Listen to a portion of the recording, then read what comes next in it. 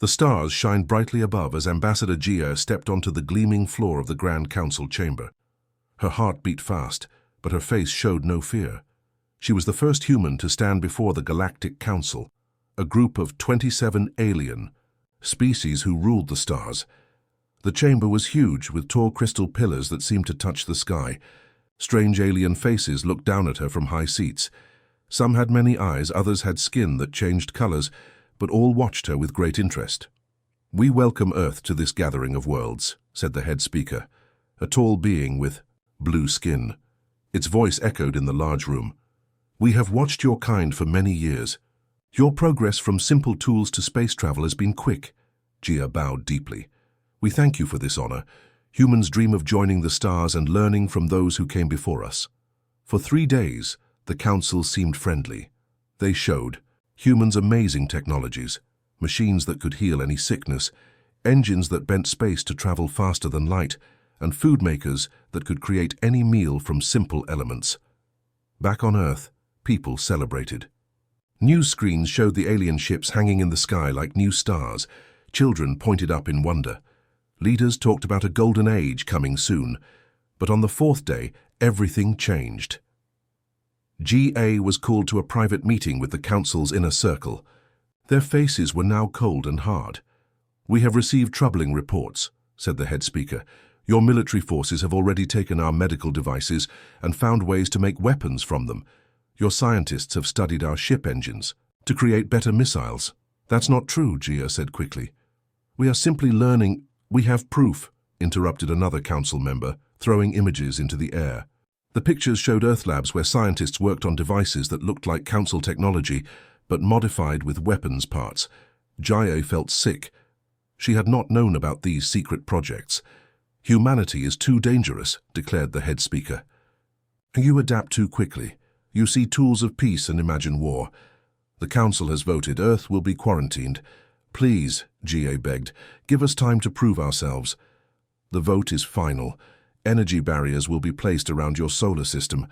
No human ships will be allowed to access the Galactic Transit Network. You will remain in your corner of space until you learn wisdom." 3 days later, large ships arrived in Earth's orbit. They deployed strange devices at the edge of the solar system. Soon, a shimmering wall of energy surrounded Earth and its neighboring planets. Riots broke out in major cities. People who had celebrated first contact now threw stones at government buildings. Military forces were called to keep order. Admiral Taiwan watched the alien enforcers from the bridge of his ship, the Thunder. His hands gripped the rail until his knuckles turned white. "Sir, we have our orders to stand down," his second-in-command said quietly. "I know the orders," Taiwan replied, "but make sure our passive scanners are running at full strength. Record everything about their ships, their barrier technology, their weapons, every detail." "That goes against the Council's rules," the officer warned. Taiwan turned, his eyes hard. "They've just locked our entire species in a cage. I don't care about their rules anymore." As the alien ships worked, Taiwan's computers gathered data. The information was encrypted and sent to hidden servers on Earth. If humans couldn't join the galactic community, they would at least understand the technology that imprisoned them. Meanwhile, Ambassador Gia made one last desperate attempt. She requested a meeting with the Moru, the oldest species on the Council. They had not voted against Earth, but had simply abstained. The Moru ambassador met her in a small garden room. It was ancient, with 6 eyes set in a wrinkled face. "Why did you not vote?" Gia asked. "Do you believe we deserve a chance?" The Moru looked at her for a long time before speaking. "We abstained not out of kindness, but out of fear of drawing your attention." Fear of humans. Gia couldn't believe it. "In just 300 years, you went from simple flight machines to space travel. What took other species thousands of years, you accomplished in mere generations. We have seen your wars, your art, your boundless imagination. You create and destroy with equal passion." The Moru's voice grew softer. "The Council fears what you might become in 1,000 years. Some wanted to destroy Earth completely." Gia felt cold. "And you?" "We are old enough to know that barriers rarely hold forever. Someday, humanity will return to the stars. When that Day comes, remember this conversation. As Jia's ship returned to Earth, she watched the barrier shimmer in space like a giant soap bubble. Earth was now alone, cut off from the wonders of the galaxy. But in a secret facility deep under the Pacific Ocean, Admiral Taiwan was already meeting with Earth's top scientists. On screens around them, data from the alien ships glowed with promise. It will take time, a scientist said, looking at the complex alien code. But we can understand this. We can break through. Taiwan nodded. Then let's get to work. The Council has not seen the last of humanity. The old underground military base buzzed with activity. Deep beneath the Rocky Mountains, thousands of workers rushed to finish the last of the 50 huge ships. For 10 years they had worked in secret, hidden from the watching eyes of the Galactic Council. Dr. Han Gil walked slowly through the main construction area, checking the final details. On his tablet, dark circles showed under his eyes. He hadn't slept well in years, not since the day the Council's barrier ships had arrived. That day, his wife and daughter had been on a space station near Mars. When the barriers activated, the station's systems failed. Everyone on board had died.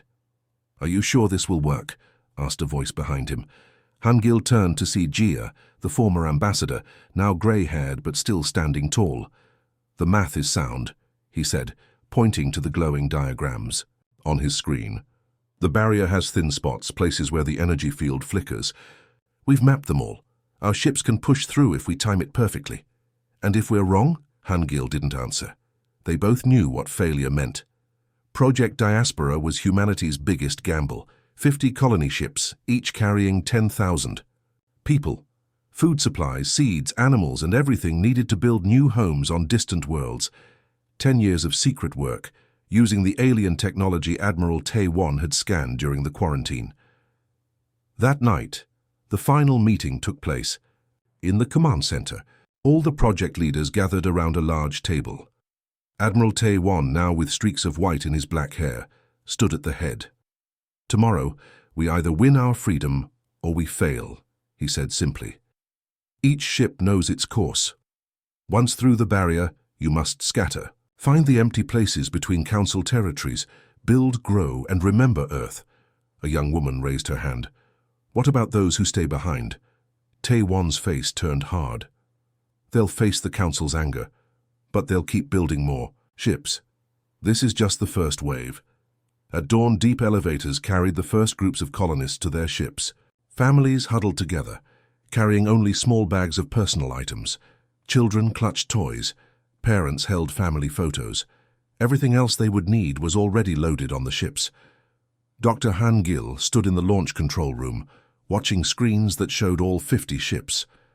Each one was massive, a kilometer long, shaped like a silver arrow.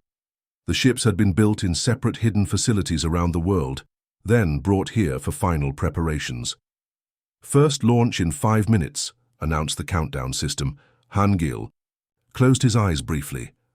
On ship number 12 was a small metal box containing his wife's wedding ring and his daughter's favorite book.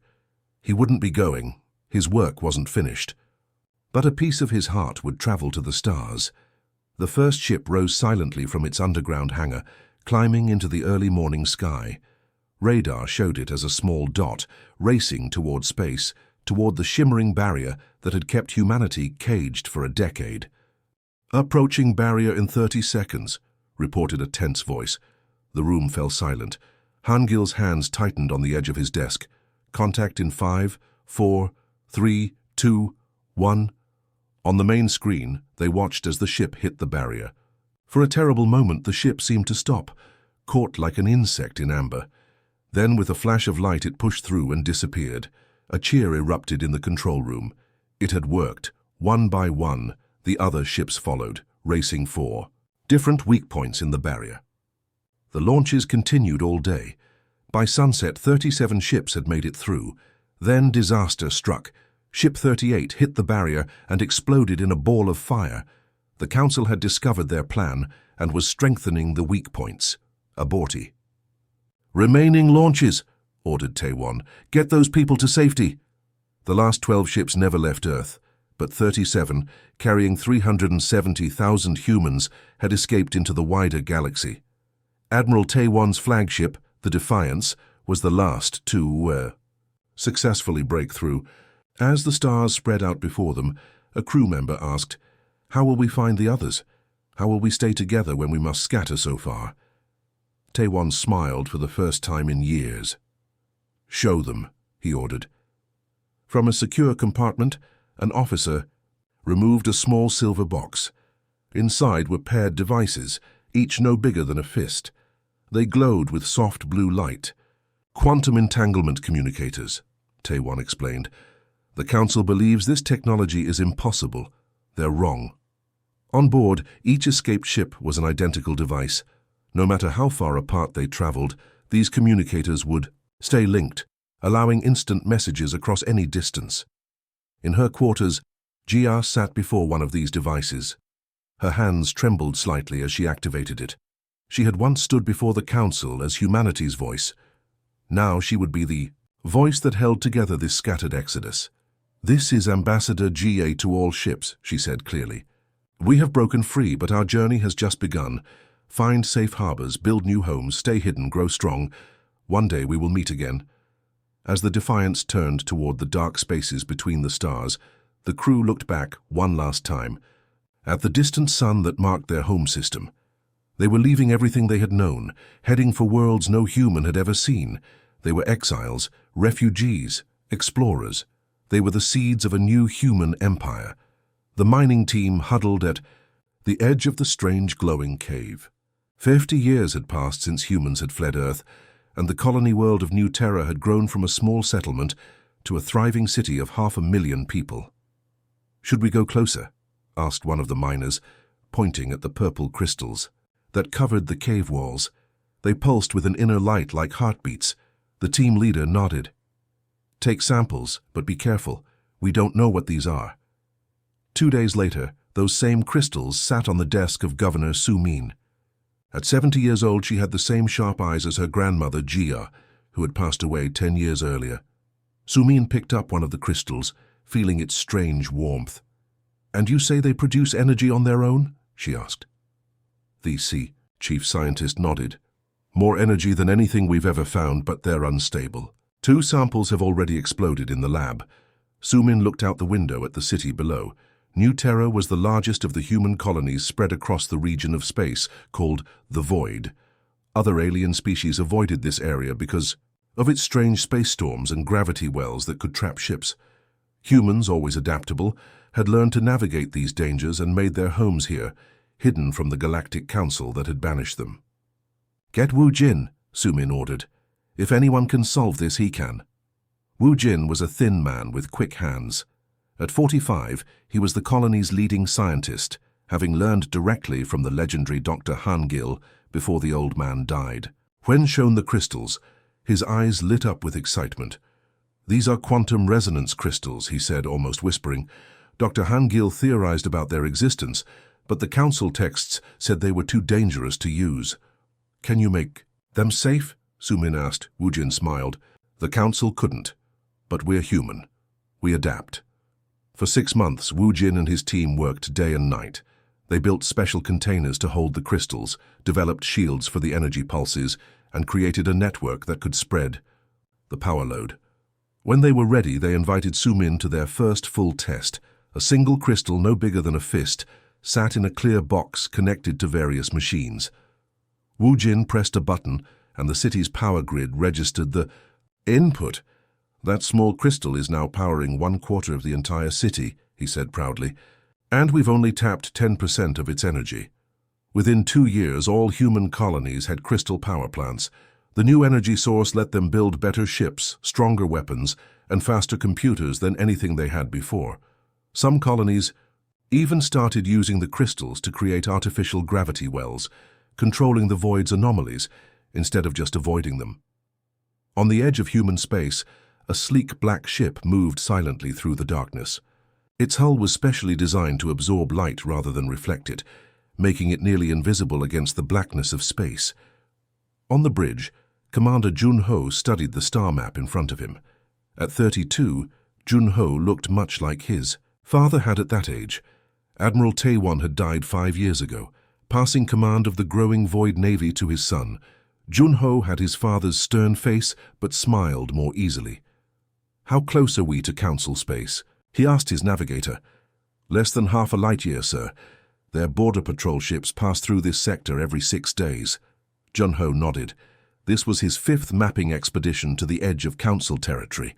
The information they gathered helped human colonies stay hidden, while also learning about Council activities.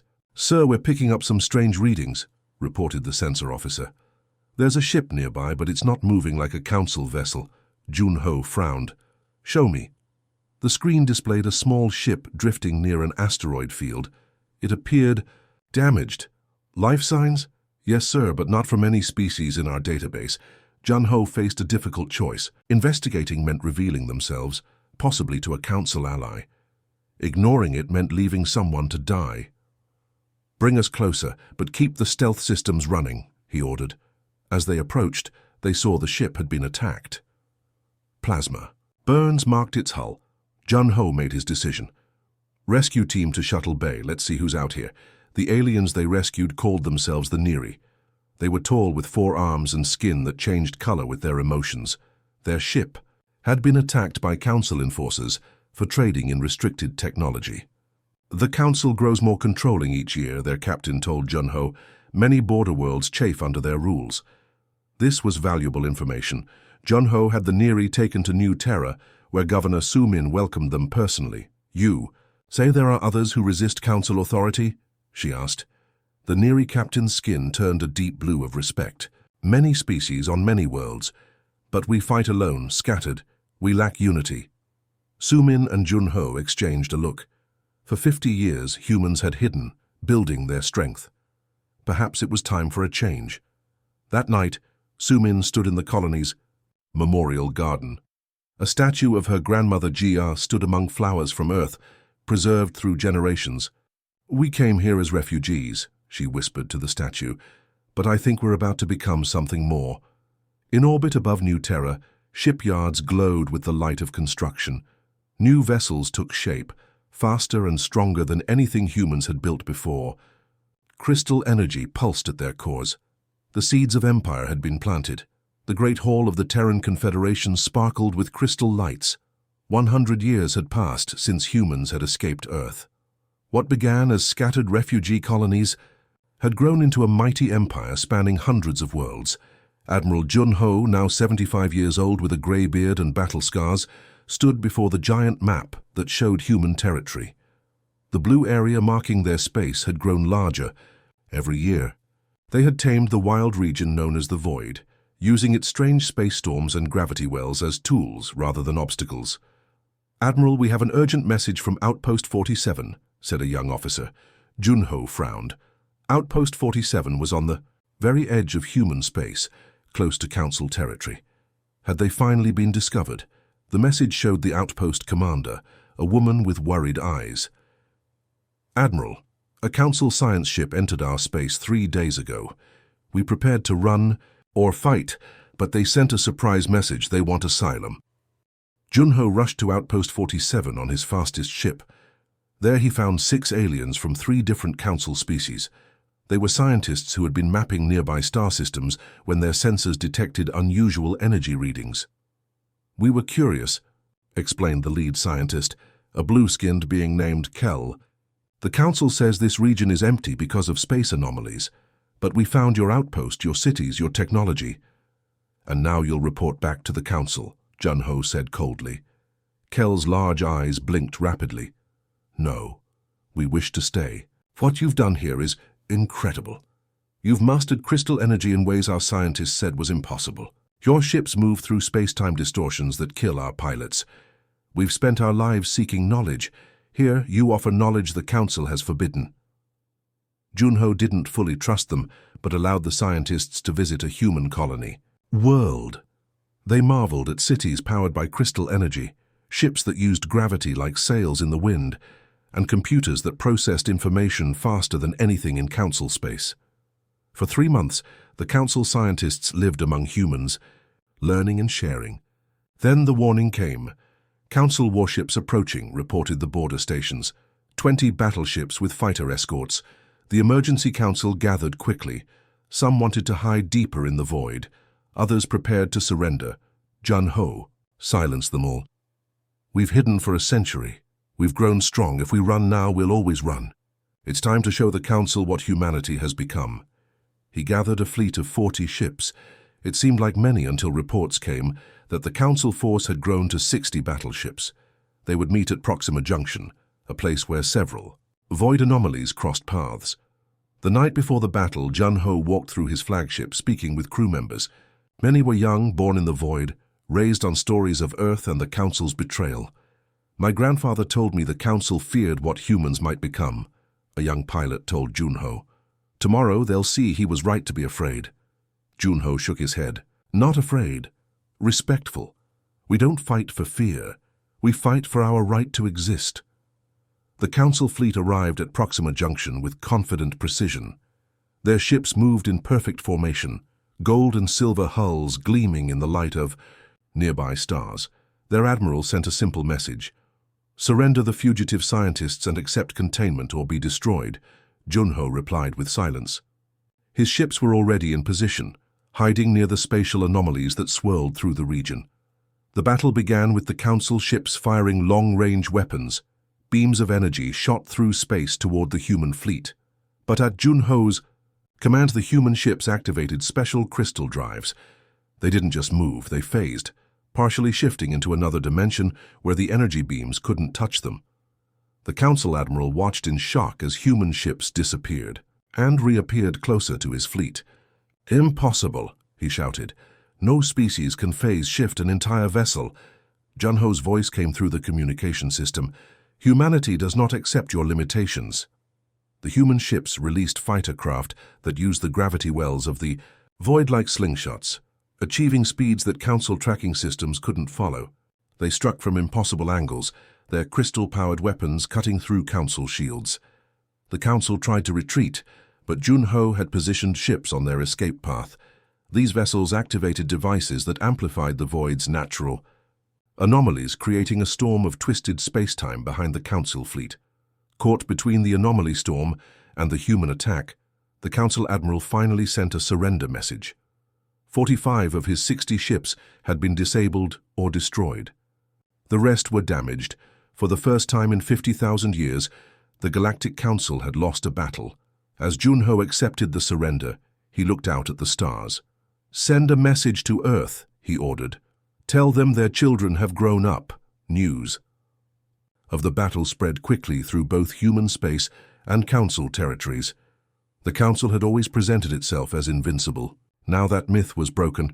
In the Great Council chamber, the head speaker called an emergency session. "The human containment has failed," it announced to the shocked assembly. "They have not only survived in the void, they have mastered it. We must decide how to respond to this Terran Confederation." The age of hiding was over. Humanity had announced its return to the galaxy. The Great Council chamber looked much the same as it had 2 centuries ago. The same tall crystal pillars reached toward the high ceiling. The same curved seats rose in circles where representatives from 27 alien civilizations sat. But today, something was different. Today, humans had returned. Chancellor Ga moved slowly toward the center of the room. At 237 years old, she was the oldest human alive. Advanced medical treatments had extended her life, though her body remained fragile. Her mind, however, was sharp as ever. She was the only person alive who had stood in this chamber before, long ago as a young ambassador, when humanity first met the Council. "The human returns," said the head speaker, a tall being with purple skin. Unlike the blue-skinned speaker from 2 centuries ago, this one's voice held caution rather than authority. "I return, not as a human," Ga said, her voice stronger than her body looked, "but as Chancellor of the Terran Confederation, representing 500 worlds and 12 allied species." A murmur ran through the chamber. Many Council members had never seen a human before. They knew only the stories, how this small, seemingly weak species had been banished to the dangerous region called the Void, how they had not only survived, but thrived, and how 50 years ago they had defeated a Council battle fleet. Since that defeat, an uneasy peace had existed. Human space had grown. Council space had pulled back. Border skirmishes flared occasionally, but full war had been avoided. Now, after years of secret talks, this formal meeting would decide the future. You control nearly 1/3 of the known. Galaxy, said the head speaker. Territories the Council once claimed. Gia smiled gently. Territories the Council feared to use. The void was empty before we came. We did not take your worlds. We built our own in places you abandoned. She motioned, and her assistants activated a hologram in the center of the chamber. It showed human cities floating in strange space storms, ships riding gravity waves that would tear Council vessels apart, and crystal-powered stations that controlled the void's dangerous anomalies. Impressive, admitted a Council member. But why come here to show your power, to threaten revenge for our past actions? Gia shook her head. If we wanted revenge, we would have taken it after the Battle of Proxima Junction. No, we come for something more important, recognition. She stepped forward, moving slowly but with dignity. For 200 years our peoples have been separated. This has made us both weaker. Many of your border worlds already trade with us in secret. 5 of your species have requested to join our confederation, where they can access our technologies and resources. Another murmur, louder this time. The Council members looked at each other with concern. What are your terms? Asked the head speaker. Simple. Recognize the Terran Confederation as equals. End the quarantine of Earth. Open official trade and diplomatic relations. And acknowledge that the age of the Council as sole ruler of the galaxy is over. For 3 days, the Council debated. Some wanted to reject the humans and prepare for war. Others argued that fighting was pointless. Humans had mastered technologies the Council barely understood. The border worlds made the final argument by announcing they would join the Confederation. Regardless of the Council's decision, on the 4th day the Council voted. Gia stood again in the center of the chamber as the head speaker announced the result. The Council recognizes the Terran Confederation as a sovereign power. The barriers around the Sol system will be removed. A new era begins today. A document appeared before them, the Concordat of Mutual Recognition. As Gia signed her name, she thought of all that had happened since she first stood in this room as a young diplomat. She remembered the pain of exile, the struggles of the early colonies, and the slow growth of human power among the stars. She thought of Admiral Taewon, Dr. Hangil, and all the others who had not lived to see this day. After she signed, the head speaker added its mark. We once feared what humanity might become, it said quietly to Gia. Were we wrong to fear? G.A. looked up at the alien face. No, your fear was reasonable, but your mistake was thinking fear should lead to chains rather than respect. In the center of the chamber, a new map appeared, showing the galaxy as it now stood. The Terran Confederation glowed blue, covering nearly 1/3 of known space. The Council territories shone green, slightly larger. Between them were open borders, not walls. As Gia left the chamber, a young human alien child watched from the side. The child was half human, half Neri, one of the first of many mixed species. Children in the border regions. Gia stopped and placed her hand gently on the child's head. Remember this day, she said. It took us 200 years to return to this room. It will take less than that to build something greater than either humans or the Council ever created, alone. Outside, ships from a dozen worlds waited in formation, Council vessels and human ships flying side by side. Above the distant blue planet called Earth, the energy barriers that had imprisoned humanity for 2 centuries finally faded. Away, the stars were open to all. The end.